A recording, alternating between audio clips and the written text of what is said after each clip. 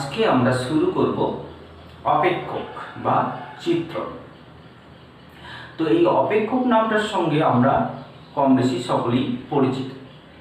তো আজকে আমরা দেখব যে একটা সেটের সঙ্গে অপেক্ষক কিভাবে সম্পর্কিত। যেমন ধরো একটা সেট এ আর একটা সেট আছে বি। এই সেটে কিছু পদ আছে, ধরো 1 2 3 4। বি সেটে কিছু পদ আছে, ধরো 5 6 7 8। ঠিক আছে, এখন এ সেটের পদগুলোর সঙ্গে বি সেটের পদগুলো যদি এমন একটা নিয়ম দ্বারা সংযুক্ত হয়, যে নিয়মটাকে বলা হয় এফ নিয়ম বলা হয় এফ নিয়ম দ্বারা সংযুক্ত। তো এফ নিয়ম দ্বারা এ সেটের পদগুলোকে যদি বি সেটের পদের সঙ্গে সংযুক্ত করা যায়, কি বললাম, এফ নিয়ম। তো এফ নিয়ম এই কথাটা একটু অন্যরকম। এফ নিয়ম জিনিসটা কি? তো এই এফ নিয়ম বলতে এখানে একটা এই সেটের সঙ্গে এই সেটের পদগুলোকে এক্স ধরা হয়, এক্স। এই সেটের পদগুলোকে যদি ওয়াই ধরা হয় বা এফএক্স ধরা হয়, এফএক্স কথাটার সঙ্গে এইটাই, এই যে এফএক্স এই কথাটা আমরা এর আগে পেয়েছি ক্লাস 9-এ, যখন আমরা বহুপদী সংখ্যামালা করেছিলাম, তখনই আমরা এফএক্স পেয়েছিলাম। এর পুরো নামটাই হচ্ছে function of x. Function of x মানে এক্স এর অপেক্ষক। যাই হোক, তো এই বি এর সেটগুলোকে, বি এর পদগুলোকে যদি এফএক্স এর, বি সেটের পদগুলোকে যদি এফএক্স ধরা হয়, তাহলে এক্স এর সঙ্গে এফএক্স এর যে রিলেশনটা লেখা হবে, যেমন ধরো এখানে এফএক্স ইকুয়াল টু যদি এরকম লেখা হয় 2x + 1 এক। তো মনে করি এখানে আরো পদ আছে, এখানে 3 আছে, মনে করো এখানে 3 আছে, 9 আছে, আরো পদ আছে। ঠিক আছে, তো এইটাকে বলা হয় এফ নিয়ম। তো তাহলে নিয়ম আমরা বুঝতেই পারছি, নিয়ম হচ্ছে একটা সমীকরণ যেখানে x এর একটা নির্দিষ্ট মানের জন্য fx এর মান পাবো। যেমন x এর মান যদি 1 হয়, x যদি 1 হয়, তাহলে y কত হবে, fx কত হবে? এই পদগুলোকে বলা হবে fx আর এই পদগুলো সব হবে x। তাহলে x এর মান যদি 1 হয়, তাহলে fx কত হবে? 2 একে 2 আর 1 এ 3। তার মানে এই 1 পদটা 3 এর সঙ্গে সংযুক্ত। তার মানে 1 আর 3 একটা প্রমিজ্য গঠন করছে। x এর মান যদি 2 হয়, তাহলে 2 2 4 1 5, 2 2 4 1 5 এখানে আছে। তাহলে এর সঙ্গে এই মানে 2, 5 একটা প্রমিজ্য গঠন করছে। তারপরে x এর মান যদি 3 হয়, 3 2 6 1 7, 3 7 একটা প্রমিজ্য গঠন করছে। 4 4 2 8 1 9, তাহলে 4 9 একটা প্রমিজ্য গঠন করছে। তার মানে আমরা দেখতে পাচ্ছি এ সেটের প্রত্যেক পদের x এর মানের জন্য fx এর একটা করে মান পাচ্ছি। তো এইরকম যদি প্রত্যেকটা পদের একটা করে মান থাকে, তাহলে আমরা অপেক্ষকের সংজ্ঞা এইভাবে দেব, যদি a আর b দুটি এমন সেট হয়, কমপক্ষে একটা পদ থাকবে, মানে a আর b কোনোটাই নাল সেট না হয়, তাহলে এমন একটা নিয়ম দ্বারা যদি a এর সঙ্গে b এর পদগুলো সংযুক্ত করা হয়, যাতে করে a এর প্রত্যেকটা মানের জন্য b এর কেবলমাত্র একটি মান পাওয়া যায়, এবং প্রত্যেকের অবশ্যই একটি এবং কেবলমাত্র একটি মান পাওয়া যাবে, তাহলে এফ নিয়মটা কি? তাহলে এফ নিয়মটাকে বলা হবে বি সেটে এ সেটের একটি অপেক্ষক। তাহলে এই নিয়মটাকে বলা হবে বি সেটের এ সেটের একটি অপেক্ষক, কারণ এখানে প্রত্যেকটা পদেরই একটা করে মান আছে।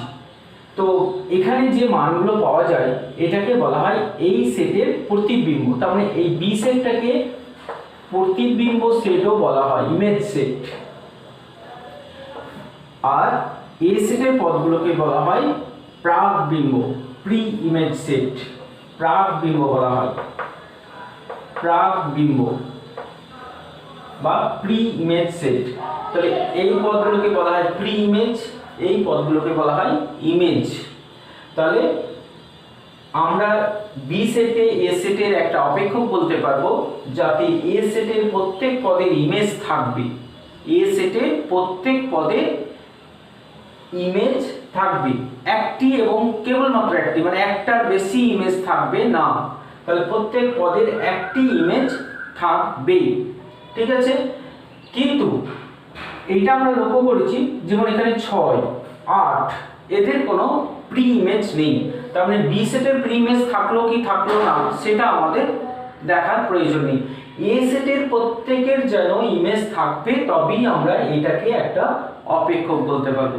তাহলে এই এফ নিয়মটাকে আমরা অপেক্ষক বলতে পারবো, যেখানে এ সেটের প্রত্যেক পদের একটি করে কিন্তু একের বেশি নয়, একটি করে ইমেজ থাকবে। আর এখানে যে প্রশ্নটা আসবে বারবার সেটা হচ্ছে ক্ষেত্র ও পাল্লা।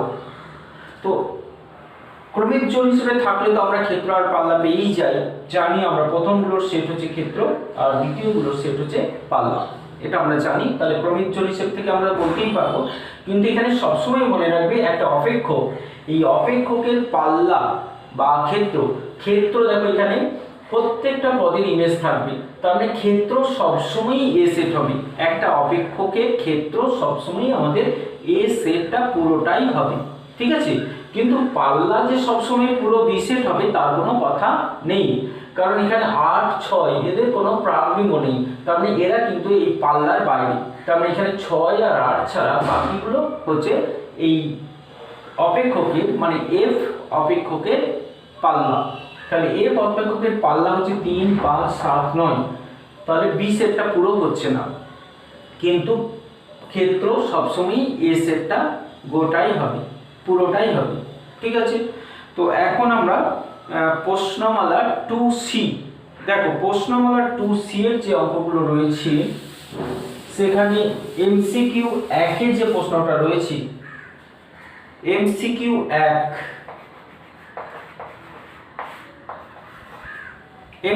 1 এ যে প্রশ্নটা রয়েছে সেটা হচ্ছে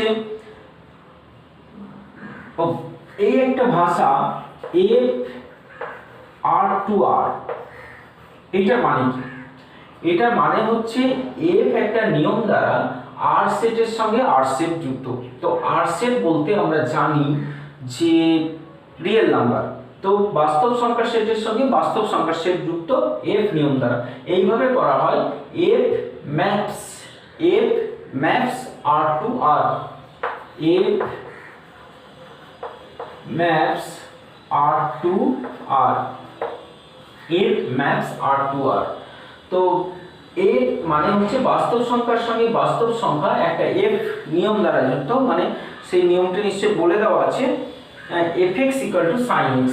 এফ নিয়মটা কি না, fx ইকুয়াল টু হচ্ছে sin x, এই নিয়ম দ্বারা সংযুক্ত দিয়ে বলেছে যে f এর পাল্লা কত, মানে পাল্লা বের করতে বলেছে।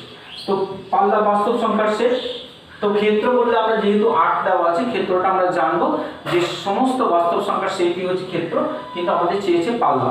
তো পাল্লাটা কার উপর নির্ভর করে, অপেক্ষকের উপর নির্ভর করে পুরো। তো x এর মান আমরা যাই বাস্তব সংখ্যা যে কোনো real number x belongs to r বলে দেওয়া আছে, এখানেও আমরা জানি x হচ্ছে r, এটা হচ্ছে x সেটের x সেট, মানে এই সেটের পদগুলো হচ্ছে x আর এই সেটের পদগুলো হচ্ছে fx। তো x এর যে কোনো বাস্তব সংখ্যা এখানে বসাই না কেন, এই sin x এর মান সবসময় -1 থেকে 1 এর মধ্যে আসবে, তার মানে fx এর মান কিন্তু -1 থেকে 1 এর মধ্যেই পাবো, তাই না? sin x মানে fx, sin x সমানই fx, তাহলে sin x এর মান যেহেতু -1 থেকে 1 এর মধ্যে হয় তাহলে fx এর মান হবে -1 থেকে 1 এর মধ্যে। তো fx এর যে মানগুলো পাওয়া যায় সেটাই হচ্ছে পাল্লা। তাহলে এখানে পাল্লার সীমাটা নিশ্চয়ই বুঝতে পেরে গেছো কি হবে। দেখো যেটা হবে সেটা হচ্ছে c হবে, তাহলে উত্তর হবে d less than equal to 1 less than equal to 1, তাহলে d টা উত্তর হবে। একই রকম ভাবে দেখো b 2 এ বলেছে কোন বিবৃতিটা সত্য। তো এখানে পরপর আমরা একটা করে বিবৃতি চেক করব। যেমন এতে আছে fx সমান 2x স্কয়ার মাইনাস 9 নিয়ম n এর প্রত্যেকটি পদ তার নিজের পদের সঙ্গে সংযুক্ত করে, মানে n টু n। তাহলে 2 একটা MCQ 2 একটা f নিয়ম কি করেছে n to n, n to n মানে ন্যাচারাল নাম্বার, n মানে হচ্ছে ন্যাচারাল নাম্বার, আর fx দ্বারা n সেটে ওই একই সেটে। তো fx নিয়মটাকে কি বলেছে না 2n স্কয়ার মাইনাস 9। তো এখানে এইটা হচ্ছে a সেট, এটা হচ্ছে b সেট। তো কি বলেছিলাম যে অপেক্ষক আমরা বলতে পারবো এটা অপেক্ষক সংজ্ঞাত fx টা কোনো অপেক্ষক বটে কিনা সেটা কার উপর নির্ভর করছে, যদি a সেটের প্রত্যেকটা পদেরই একটা করে ইমেজ থাকে। তো a সেট বলতে এখানে বলেছে ন্যাচারাল নাম্বার, তার মানে 1 2 3 4 1 2 3 4 সমস্ত ন্যাচারাল নাম্বার এই সেট হচ্ছে এটা, তার মানে প্রত্যেকের ইমেজ থাকতে হবে, তাই না? তো এখন আমরা এখানে বসি যদি দেখি, এখানে যদি 1 বসাই তাহলে fx কত হবে, x সমান যদি 1 হয় তাহলে fx কত হচ্ছে 2 into 1 মাইনাস মানে 2 minus 9 মানে হচ্ছে -7 not belongs to n। b সেটটাও তো n ন্যাচারাল নাম্বার, তাহলে -7 কিন্তু b এর মধ্যে নেই। তাহলে আমরা কি দেখতে পাচ্ছি 1 এর কোনো ইমেজ থাকছে না। তো বলেছি যে অপেক্ষক তাকেই বলবো যদি a সেটের প্রত্যেকের ইমেজ থাকে, কিন্তু আমরা দেখতে পাচ্ছি 1 এর যে ইমেজ -7 সেটা b সেটের মধ্যে থাকতে পারবে না, কারণ b সেটটাও কিন্তু ন্যাচারাল নাম্বারের সেট। তাহলে b সেটের মধ্যেও কিন্তু ন্যাচারাল নাম্বার মানে 1 2 3 4 5 মানে স্বাভাবিক সংখ্যার বাইরে কোনো নেগেটিভ সংখ্যা থাকতে পারবে না, তার মানে 1 এর কোনো ইমেজ নেই, তার মানে এটা অপেক্ষক নয়। ঠিক আছে, তাহলে 1 নম্বর 2 এর a যেটা দিয়েছে সেটা অপেক্ষক সংজ্ঞাত হবে না, মানে এটা সত্য নয়। দেখো b তে দিয়েছে f maps a to b, b তে আমরা এখন একটা একটা করে চেক করব বললাম, তাহলে এটা তো সত্য পেলাম না, এখন b টাকে সত্য বটে কিনা আমরা চেক করে নেব। f maps a to b, a to b মানে a সেট একটা b সেট একটা বলে দেওয়া আছে, b সেটের একটি অপেক্ষক সংজ্ঞাত হলে a সেটের একটি পদকে b সেটের দুটি ভিন্ন পদের সঙ্গে যুক্ত করা যায় না। a সেটের একটি পদকে, এটা সংজ্ঞাতেই বলেছিলাম, a সেটের কোনো পদকে b সেটের দুটো পদের সঙ্গে সংযুক্ত করা যাবে না, কারণ a এর একটি এবং কেবলমাত্র একটি ইমেজ থাকবে। a সেটের প্রত্যেক পদের একটি এবং কেবলমাত্র একটি ইমেজ থাকবে, এটাই সংজ্ঞাতে বলা ছিল। তাহলে দুটো ইমেজ থাকছে মানে এটাও কিন্তু অপেক্ষক নয়। তো আমাদের দেখো সংযুক্ত করা যায় না বলেছি, তার মানে কথাটা কিন্তু সত্যি বলেছি, তাহলে 2 নম্বরটাই আমাদের সত্য। আমরা তাহলে আমরা সত্যটা কিন্তু খুঁজে পেয়ে গেলাম, তবু আমরা আরেকটু এগিয়ে গিয়ে দেখি 3 নম্বরে কি বলছে, মানে সি তে কি বলছে। দেখো a আর b দুটো সেট দেওয়া আছে এখানে, এই তথ্যগুলো একটু দরকার আছে, পরে আমরা যখন অঙ্ক করব তখন এগুলো দরকার পড়বে, সেই জন্য আমি পরপর সবটাই বলে দিয়ে যাচ্ছি। এগুলো অপ্রয়োজনীয় হিসেবে তোমরা কিন্তু পরের অঙ্কতে চলে যাবে না যে উত্তর তো আমরা পেয়ে গেলাম আবার কেন পরেরটা দেখতে যাব, এইটা কখনোই নয়। এখন আমরা জানছি, শিখছি, পরীক্ষার হলে বসে উত্তরটা পেয়ে গেলে সেটা লিখে দিলে দিয়ে পরের অঙ্কে চলে গেলে সেটা একটা আলাদা কথা, কিন্তু এখন তো আমরা শিখছি, সেই জন্য এখন সব উত্তরটাই আমাদের একবার চেক করে নেওয়া উচিত যে কেন এটা নয়। ঠিক আছে, তো সিটা দেখো এ একটা সেট দেওয়া আছে, যে সেটের মধ্যে আছে 2 3 4 তিনটে পদ, বি একটা সেট দেওয়া আছে, বি সেটের মধ্যে পদ দেওয়া আছে 1 2 5 তিনটে পদ দেওয়া আছে, এবং R1 বলে দেওয়া আছে ক্রমিক জোড় হিসেবে 2 1 4 5 2 1 4 5 ক্রমিক জোড় হিসেবে একটা সেট দেওয়া আছে। তাহলে বলেছে বি সেটে এ সেটের একটি সম্বন্ধ R1 সম্বন্ধ বি সেটে একটি অপেক্ষক হবে কিনা। তো এই সম্বন্ধটা অপেক্ষক হবে কিনা, তো সম্বন্ধ আর অপেক্ষক এই দুটোর মধ্যে আমরা দুটো সংজ্ঞা ইতিমধ্যে পেয়ে গেছি। তো সম্বন্ধ হচ্ছে a ক্রস বি সেটের যে কোনো সাবসেটকেই বলা হয় সম্বন্ধ।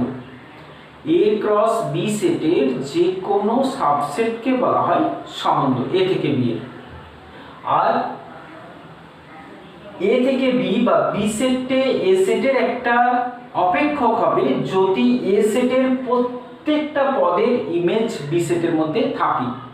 তো এখানে আমরা কি দেখছি, 2 এর ইমেজ রয়েছে 1, তাহলে 2 এর ইমেজ 1 রয়েছে, 4 এর ইমেজ রয়েছে 5, ঠিক আছে, কিন্তু 3 এর ইমেজ কোনটা বা 3 এর ইমেজ সম্বন্ধে কোনো তথ্য এখানে দেওয়া নেই। তাহলে যেহেতু 3 এর ইমেজের কোনো তথ্য এখানে দেওয়া নেই, তাহলে এই সম্বন্ধটাকে আমরা অপেক্ষক বলতে পারবো না, তাহলে এটা মিথ্যা। আর ডিটা দেখো একবার, এ সেটে পদ দেওয়া আছে 2 3 4, তো ডিটা তাহলে সি তো মিথ্যা হয়ে গেল। আর এবার আমরা ডিটাকে চেক করে নিই, 2 3 4 দেওয়া আছে, আর বি সেটে দেওয়া আছে 1 2 4 1 2 4 5 1 2 4 5 পদগুলো দেওয়া আছে ডিটি। তো এখানেও আরেকটা রিলেশন সেট দেওয়া আছে R2, যেটাতে ক্রমিকজন হিসেবে দেওয়া আছে 2 1 3 4 2 1 3 4 4 5 আর 3 2, এটা দেওয়া আছে, ঠিক আছে। তো প্রশ্নটা হচ্ছে R2 সম্বন্ধ বি সেটে এ সেটের একটি অপেক্ষক কিনা, একই রকমই প্রশ্ন।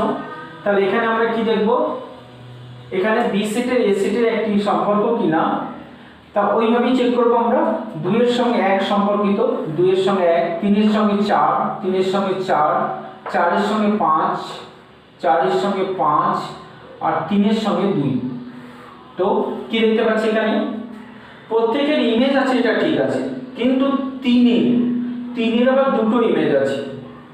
সংজ্ঞাতে কি ছিল যে এ সেটের প্রত্যেকের ইমেজ থাকবে কটা না, একটি, কেবল মাত্র একটি, মানে একের বেশি ইমেজ থাকলে সেটাকেও অপেক্ষক বলা হবে না। তাহলে এটা একটা সম্বন্ধ বটে, এটা একটা সম্বন্ধ বটে, কিন্তু এটা অপেক্ষক নয়, ঠিক আছে। তারপরে দেখো 3 এরটা, তো 3 এরটাতে এ একটা সেট দেওয়া আছে, আমরা এগুলো লিখে নেব প্রশ্নগুলো, তথ্যগুলোকে আগে সবসময় খাতায় তুলে নেবে, তারপরে অঙ্কটা প্রশ্ন করতে লাগবে, তাহলে তোমার ভুলের সম্ভাবনাগুলো কিন্তু কমে যাবে।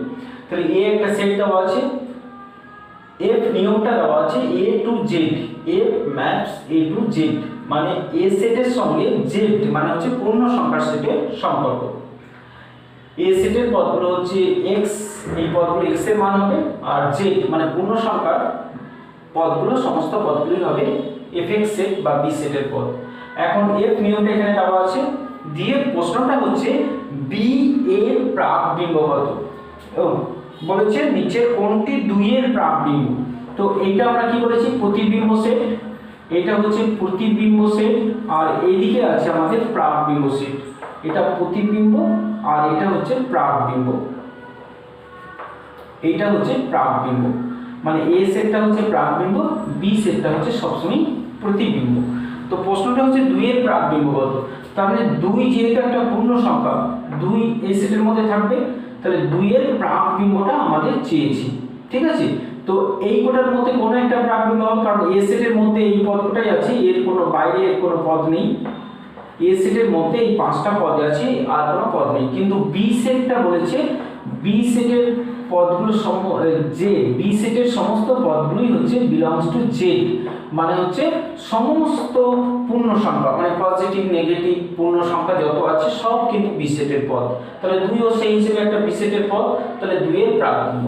তো বি সেটকে আমরা কি বলেছিলাম, এগুলো হচ্ছে এফএক্স মান, এফএক্স এর মান হচ্ছে এগুলো, আর এক্স এর মান হচ্ছে এইগুলো। তাহলে আমরা এ সেটের পদগুলোকে এক্স ধরি, আর বি সেটের পদগুলোকে ধরি এফএক্স। এফএক্স নিয়মটা এখানে দেওয়াই রয়েছে, তাহলে বি সেটের পদ মানে হচ্ছে 2, আর 2টা কার মান হবে, এফএক্স এর মান হবে। তাহলে এফএক্স এর জায়গায় আমরা 2 বসিয়ে দেব, দিয়ে আমরা সমাধান করে এক্স এর মান কত হচ্ছে সেটা বের করব, কারণ এফএক্স এর মান এখানে 2 দেওয়া আছে। তাহলে এফএক্স এর মান 2 দেওয়া আছে, এক্স কত বটে, মানে কোন মানটা হবে এখানকার মধ্যে, এর বাইরে কিন্তু হবে না, ঠিক আছে, এর বাইরে মান হবে না। ধরো এখানে সমাধান করে x এর দুটো মান পাই গেল, একটা 1 পেলাম আর একটা 7 পেলাম, তো কি হবে, একটা যেহেতু এখানে রয়েছে তাহলে প্রাকবিম্ব শুধুমাত্র একই হবে, 7 কিন্তু হবে না, ঠিক আছে। তাহলে এটা তোমরা নিজেরা শেষ করবে, কি হচ্ছে জানাবে। তারপরে দেখো চারেরটা, এখানে এ একটা সেট দেওয়া আছে, বি একটা সেট দেওয়া আছে, এফ বলেছে এফ ম্যাপস এ টু বি, আর একটা নিয়ম মানে এফএক্সটার মান বলে দিয়েছে 2x² + x - 6, ঠিক আছে সংজ্ঞাত।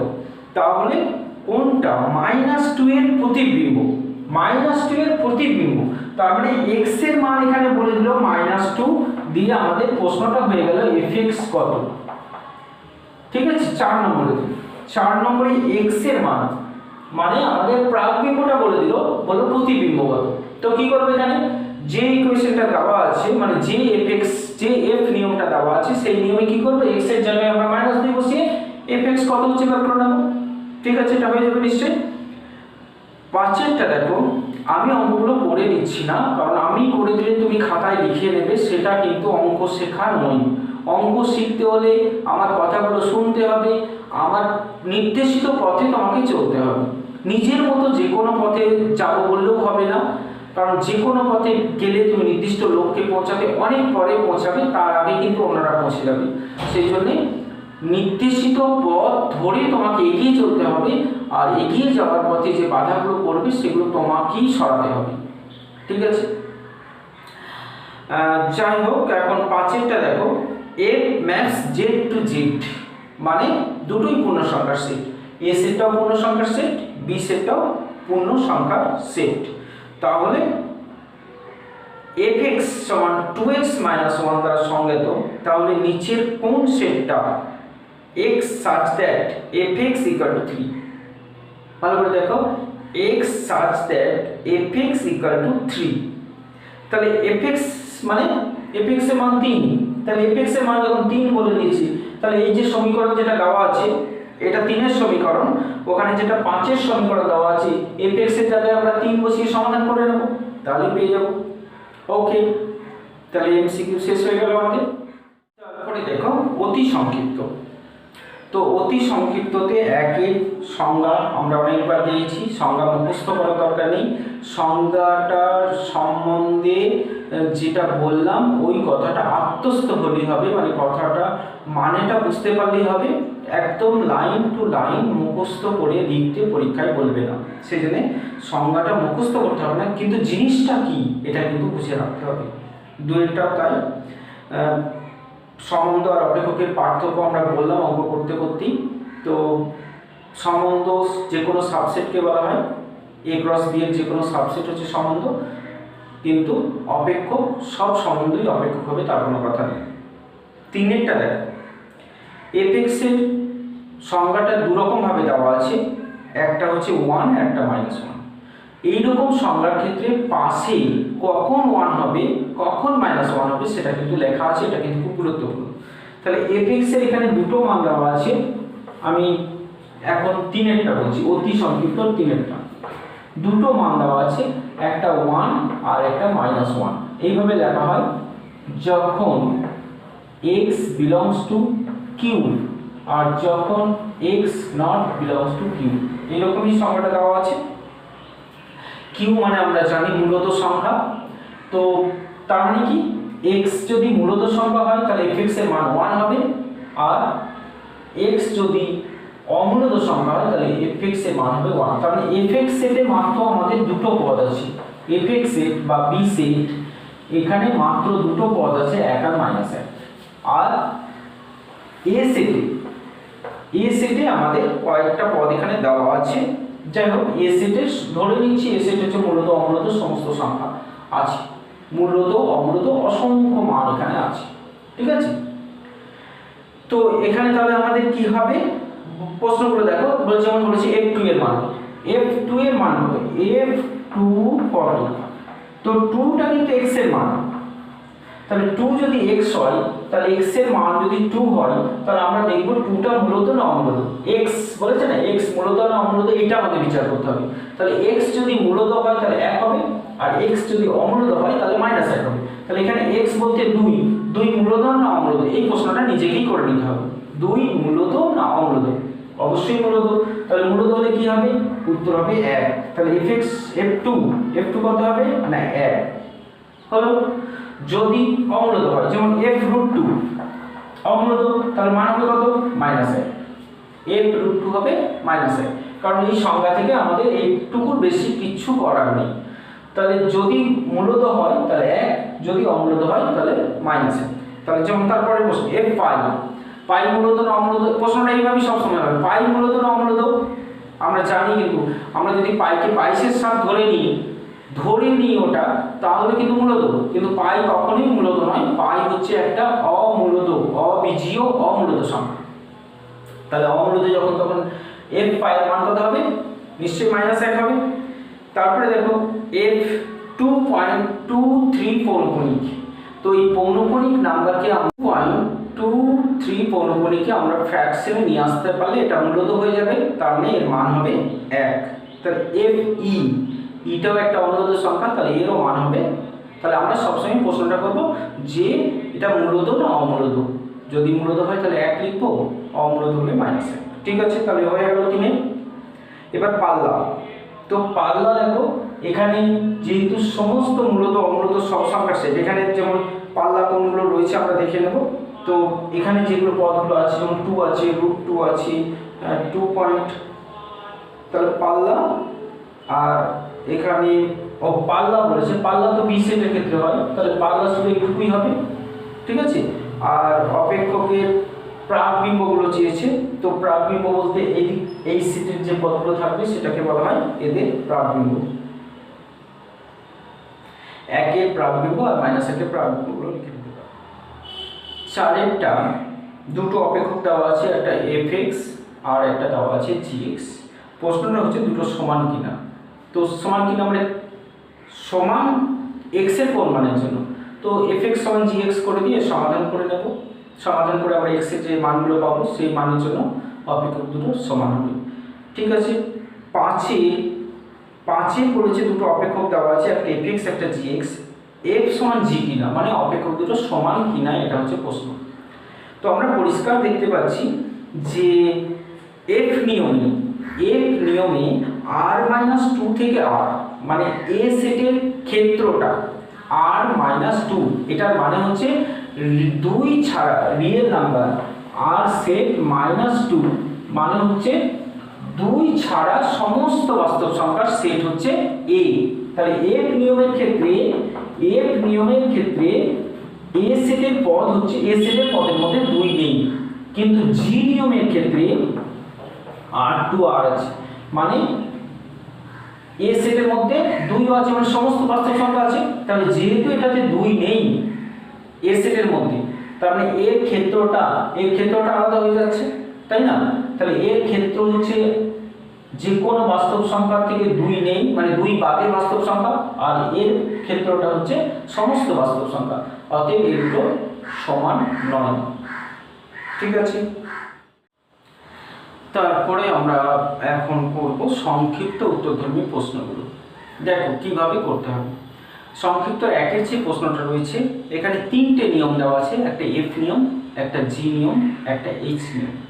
তো কি করতে বলেছে, যে a সেটের পদগুলি b সেটের পদগুলোর সঙ্গে সংযুক্ত করার জন্য f এর নিয়মটার মান দেওয়া আছে, আমরা সেই মানগুলোর সাহায্য নিয়ে দেখব এটা প্রশ্নটা আছে শেষে, দেখো অপেক্ষক সংজ্ঞাত হয় কিনা, মানে f নিয়মকে আমরা অপেক্ষক বলতে পারবো কিনা।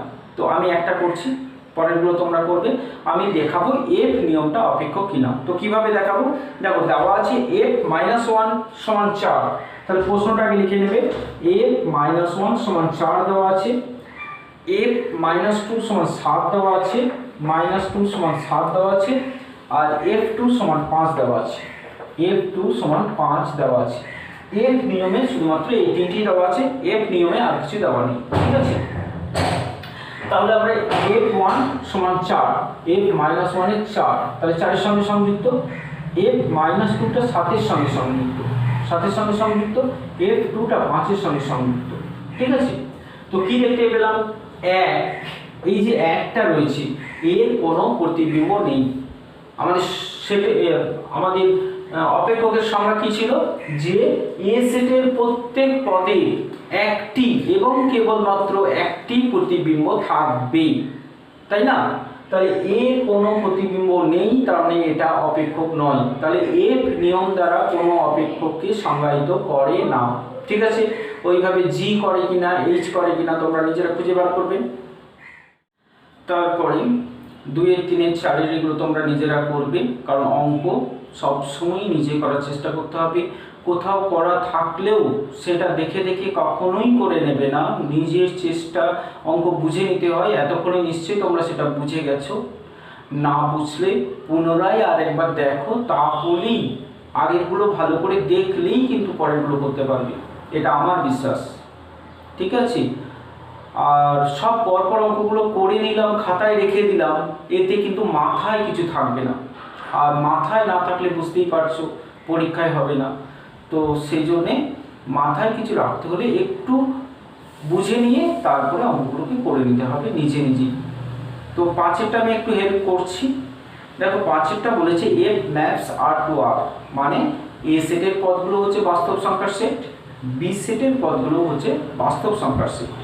আর এফ নিয়মটা দেওয়া আছে কি, এফ এক্স সমান হচ্ছে এ টু দি পাওয়ার এক্স।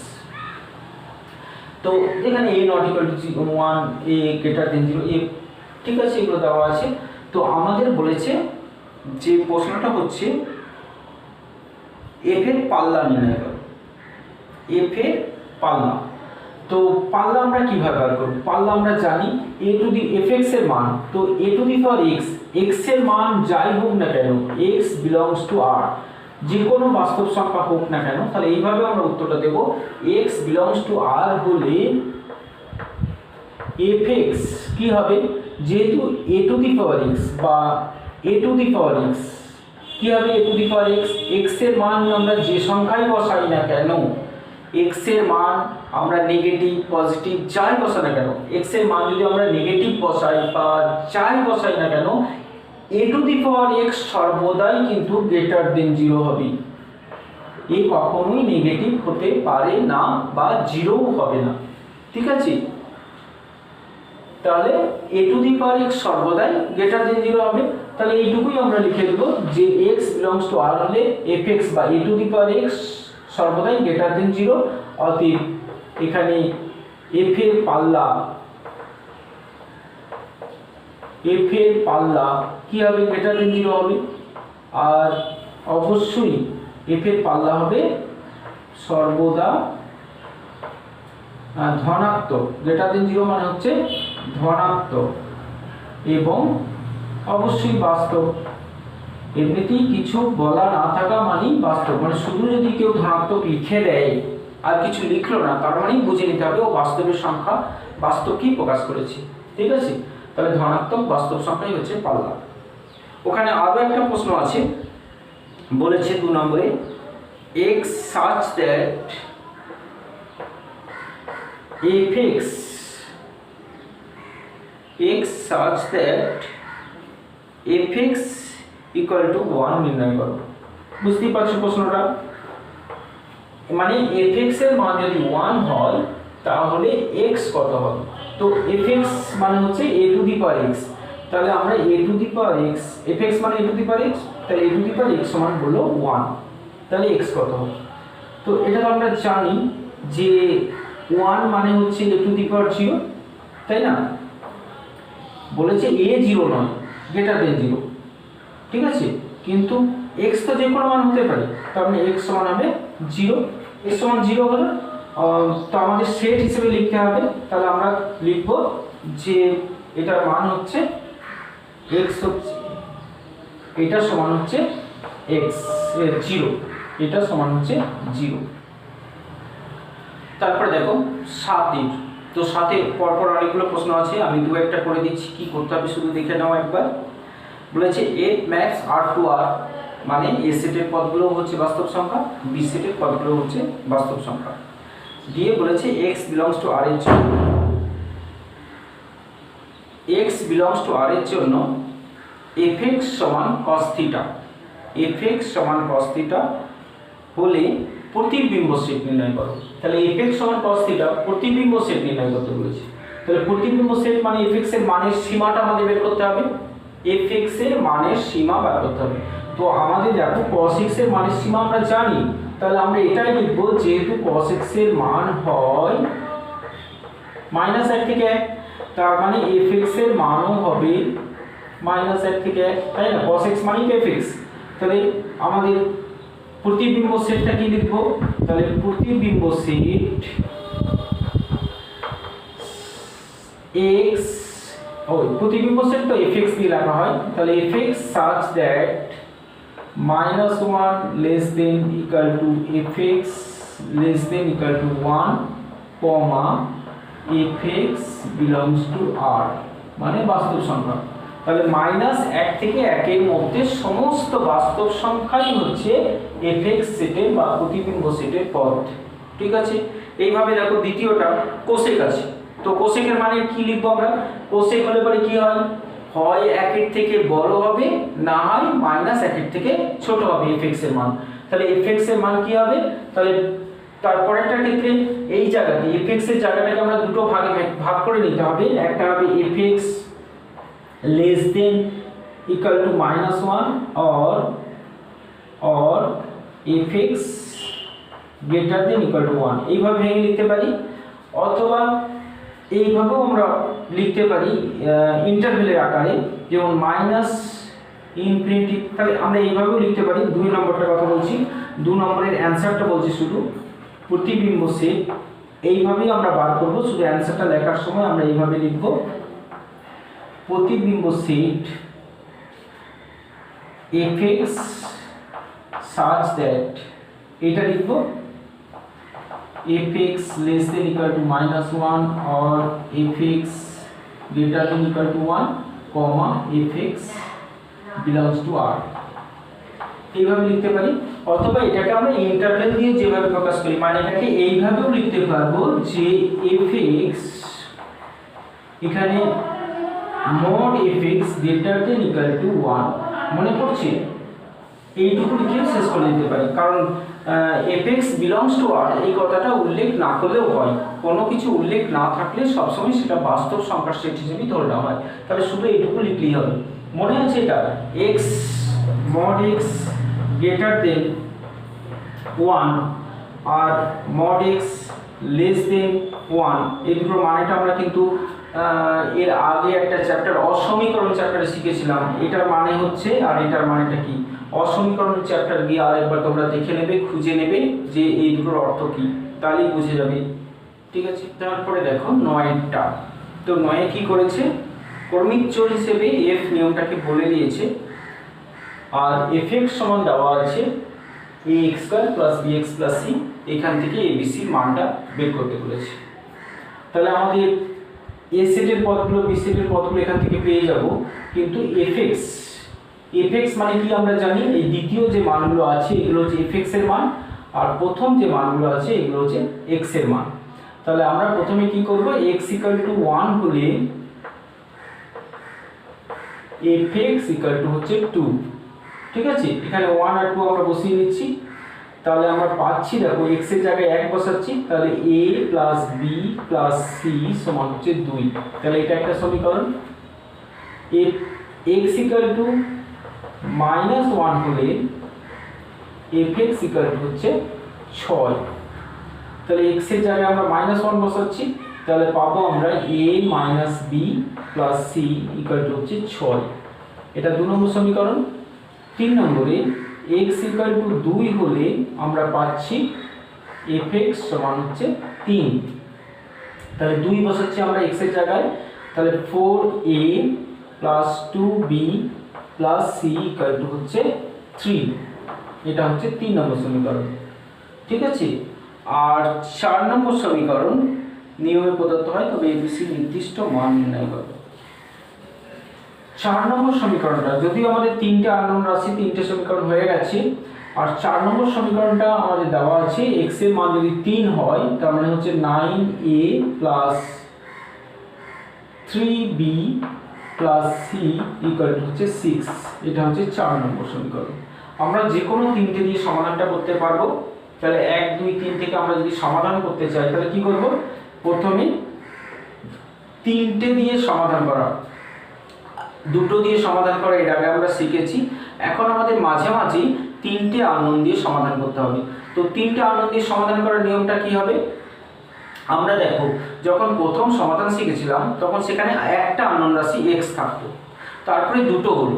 তো যখন দুটো আননোন রাশি এলো তখন আমরা কি করছি দেখো তো, একটু ভেবে দেখলেই আমরা দেখতে পাবো যে প্রথমে আমরা কি করছি, এক্স বা ওয়াই যে কোনো একটাকে কেটে বাদ দিয়ে সমীকরণটাকে আমরা একটা আননোনে নিয়ে আসছি, তারপরে একটা আননোনের যে পদ্ধতিটা আগে শিখেছিলাম সেটা দিয়ে সমাধান করছি। ঠিক একইভাবে এগিয়ে তিনটে আননোনের ক্ষেত্রে আমাদের তাই করতে হবে। কি করতে হবে? প্রথমে একটা আননোনকে আমরা সমীকরণগুলো থেকে কেটে দেবো, কারণ তিনটে আননোন থাকলে আমাদের তিনটে সমীকরণ থাকবে। তো প্রথমে আমরা একটা আননোনকে স্থির করে নেব, একে বাদ দিয়ে দিলাম। তাহলে প্রথমে আমরা দেখো সিটা সব জায়গাতেই সমান রয়েছে, তাহলে প্রথমে আমরা 1 আর 2 বিয়োগ করে দিলাম, তাহলে সিটা বাদ পড়ে গেল। আর 2 আর 3 বিয়োগ করে দিলাম, তাহলে সিটা বাদ পড়ে গেল। তাহলে কি হয়ে গেল, আমাদের দুটো সমীকরণ পেলাম, 1 আর 2 বিয়োগ করে একটা সমীকরণ, আর 2 আর 3 বিয়োগ করে আরেকটা সমীকরণ। এই দুটো সমীকরণে কে থাকবে? এ আর বি থাকবে। তারপরে দুটো পদ্ধতিতে যেভাবে আমরা সমাধান করেছি সেভাবে করে নেব। তাহলে আমরা প্রথমে 1 আর 2 বিয়োগ করে নেব। 1 - 2 করে কি পাবো? ও 1 - 2 করলে তো আমাদের এখানে তো আরো সহজ সমীকরণ পেয়ে গেছি।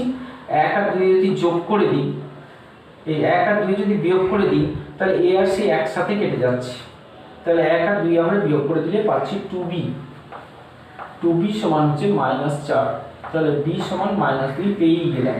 ঠিক আছে, এখন 2 আর 3 যদি বিয়োগ করে দিই, 2 আর 3 যদি বিয়োগ করে দিই তাহলে কি পাচ্ছি? আচ্ছা, আমরা 3 থেকে 2 কে বিয়োগ করছি। তো 3 থেকে 2 কে যদি বিয়োগ করি তাহলে পাচ্ছি আমরা 3a প্লাস 3b। এটা হচ্ছে 3 - 6 মানে হচ্ছে -3।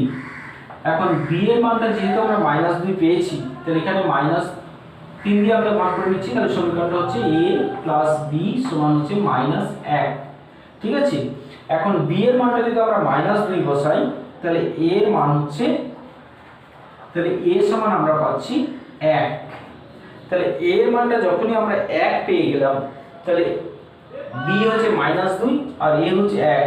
এটা যদি আমরা এখানে বসাই, এটাতে -2 আর এটাতে 1 বসাই, তাহলে c এর মানটা নিশ্চয়ই পেয়ে যাব। ঠিক আছে, তাহলে c এর মানটা আমরা এখান থেকে বের করতে পারবো। ঠিক আছে, আমি যে বললাম তিনটে আননোন, তিনটে সমীকরণই হয়ে যাবে, 4 নম্বরটা আমাদের কোনো কাজে লাগলো না। তো আমরা এমনও করতে পারি যে 1 আর 2 আর 4 নিয়ে সমাধান করলাম, বা 2, 3, 4 নিয়ে সমাধান করলাম, একটা বাড়তি সমীকরণ আমরা পেয়ে গেছি, না দিতেও পারতো। ঠিক আছে, দুটো রয়েছে 11 আর 12, সেটা অপেক্ষক নয় কি অপেক্ষক বটে। আশা করছি তোমরা প্রথম থেকে যদি একটু মন দিয়ে শোনো তাহলে এই দুটো নিজেরাই করতে পারবে, এবং সেটা আমার বিশ্বাস যে তোমরা প্রথম থেকে একটু ভালো করে শুনলে এই দুটো অবশ্যই করতে পারবে। আর যদি না বুঝে থাকো, এই দুটো যদি না করতে পারো, তাহলে আমি বুঝে নেব তোমরা ভালো করে শুনছো না, শুনলে অবশ্যই হয়ে যাবে। ঠিক আছে, আজকে এই পর্যন্তই রইল, ভালো থাকবে।